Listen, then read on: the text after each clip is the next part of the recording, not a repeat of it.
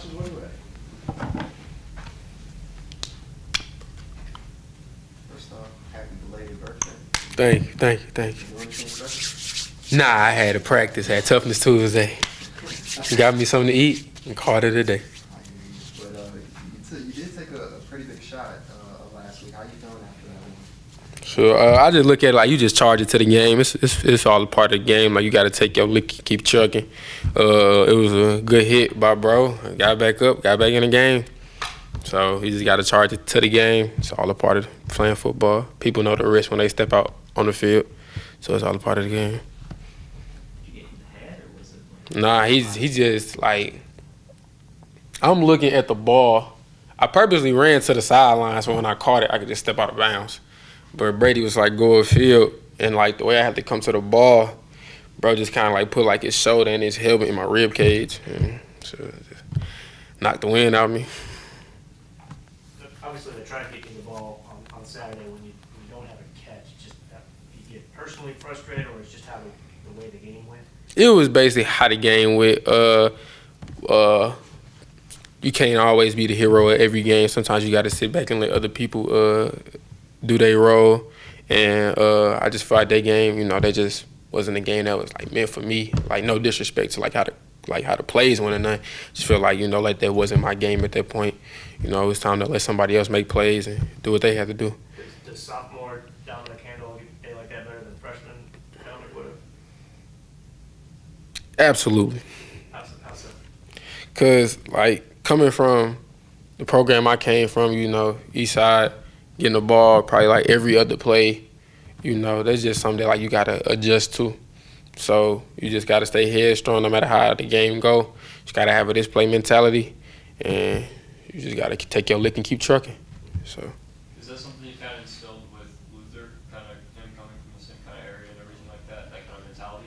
Yeah, like we both got our own type of mentality, but the same mentality at the same time.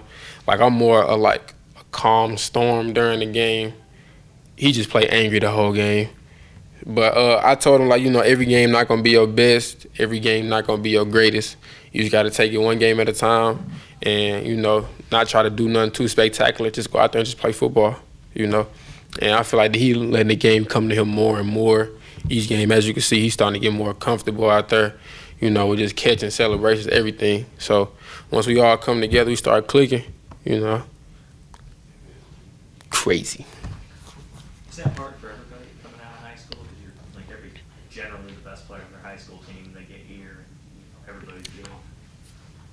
That's just something I feel like you just gotta like step back and like take a deep breath, cause like wherever you go, it's gonna be some type of adversity or like this, like it might not go how you think it's gonna go.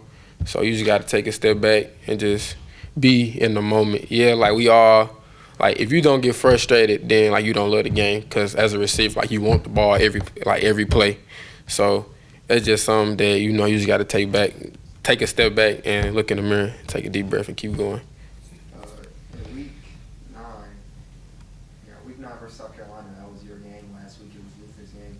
You guys talked about kind of trying to get it all together. You, Luther, Brady, trying to all get it together and have one big dominant performance.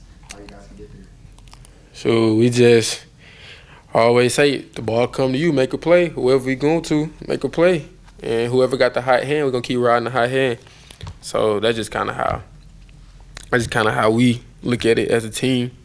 So, like, if I know that the ball going to Lou, I either say meet me in the end zone. If you know the ball going to me, he say meet me in the end zone.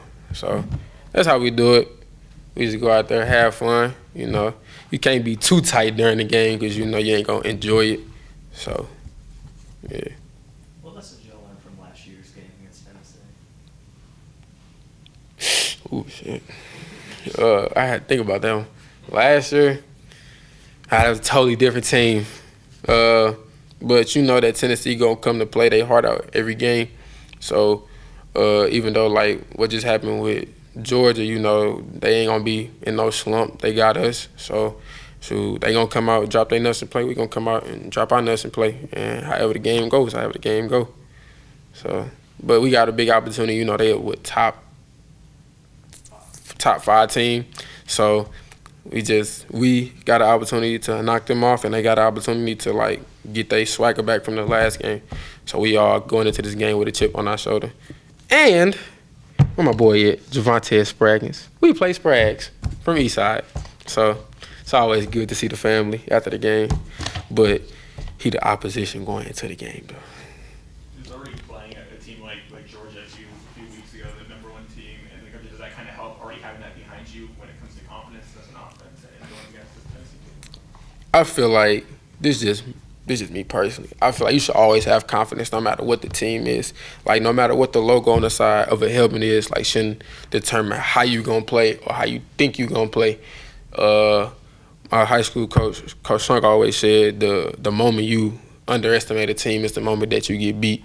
No matter who it is, D2, D3, JUCO, you got to go out with the same mentality. So yeah, we all had a good performance at Georgia, but that was a while back. Just like Tennessee had a good performance against Alabama. They had a good performance against Alabama and then got to Georgia. So each game come with something different. So you just got to take it as the person in front of you, they here to beat you, and you trying to beat them. You mentioned underestimating a team. Do you feel like a lot of teams playing Tennessee give them maybe too much respect, or like how do you approach that? Oh no, they most definitely earned their respect.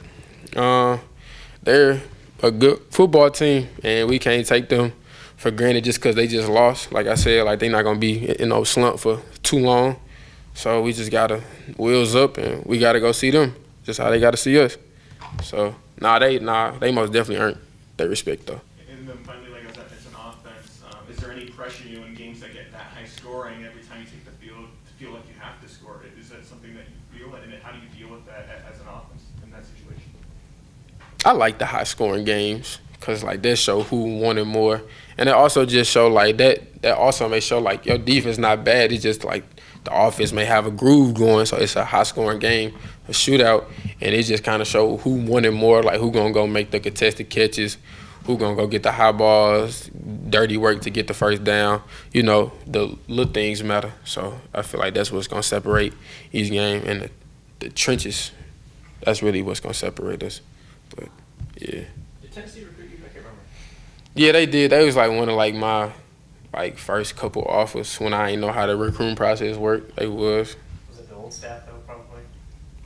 The crazy part is I ain't even really like meet they staff. Like they just recruited me, but I ain't really like meet they staff.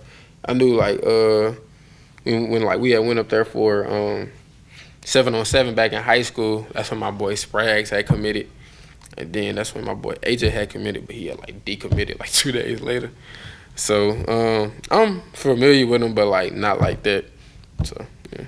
After the South Carolina game and facing Cam Smith and those guys, you said your mentality, no matter who it is just basically try to destroy them, no matter what their draft ranking or whatever it may be. Tennessee has a couple of wide receivers who are getting some of that attention. Do you feel that way, even though you're not directly going to get some of that extra motivation to prove that you're among the elite wide receivers, if not better than them? I don't want to say the wrong thing. Hold on. Nah, like before you prove it to anybody else, like you got to prove it to yourself.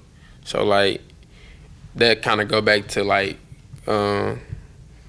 just doing it for you, cause like when you try to go outside your element to try to match what he doing or try to match what he doing, you kind of throw yourself off.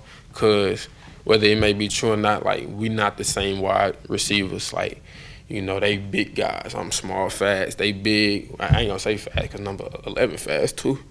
But no, it's just all like respect. Like you just gotta prove it to yourself before you can prove it to anybody else. So like I don't go out there looking saying I'm the best, this, that, and the other. I'm just working on me throughout the whole game. So they gonna do what they do. I'm gonna do what I do.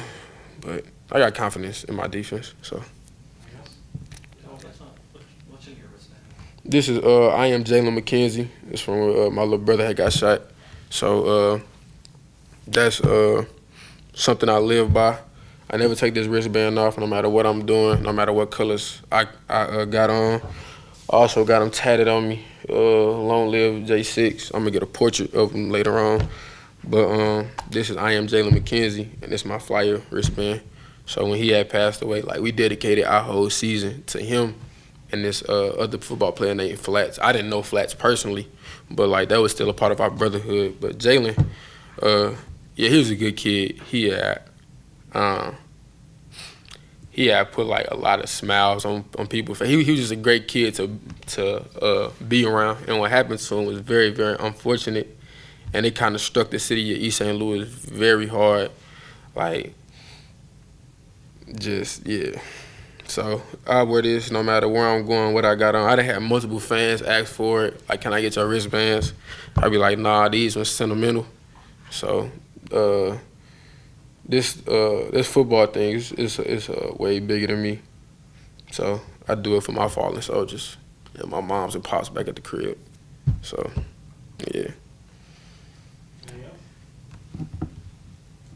All right. Thank you, guys. Appreciate y'all.